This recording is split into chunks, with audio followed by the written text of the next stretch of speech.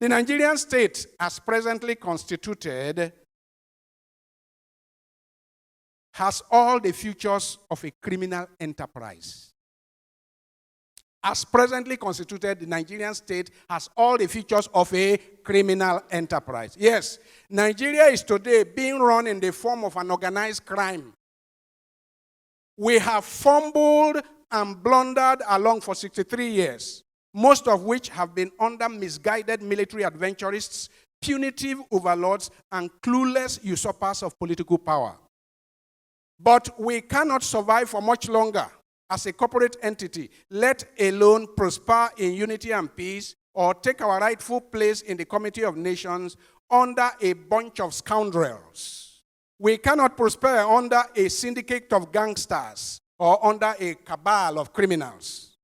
Some of them are known to have used the state's instrument of coercion to shut down the voices of dissent. Some of them are known to have sponsored terrorists and killer bandits that have continued to wreak havoc in major parts of the country. Some of them are known to have recruited the so-called unknown government to cause mayhem here and there in the polity. Some of them are known to have regularly mobilized drunken thugs and violent cultists to assassinate or intimidate their political opponents. And some of them are known to have looted staggering amounts from the nation's treasury, riding exotic cars with police escort, living in palatial mansions, owning expensive properties abroad where they often settle with their families, while abandoning the generality of the people to dehumanizing multidimensional poverty and misery.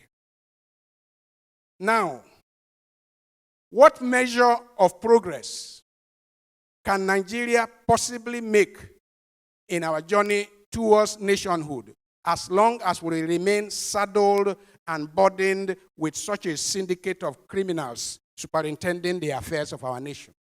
What measure of progress can we possibly make in our aspirations for national development so long as we remain constricted and entrapped by the conspiracy of treasury looters, election riggers, hanging around the corridors of power? What measure of progress can we make towards national unity, peace, and prosperity as long as we remain plagued and afflicted by greedy merchants of money and prostitutes of power, whose consciences are deadened and who are therefore devoid of any ethical or moral scruples?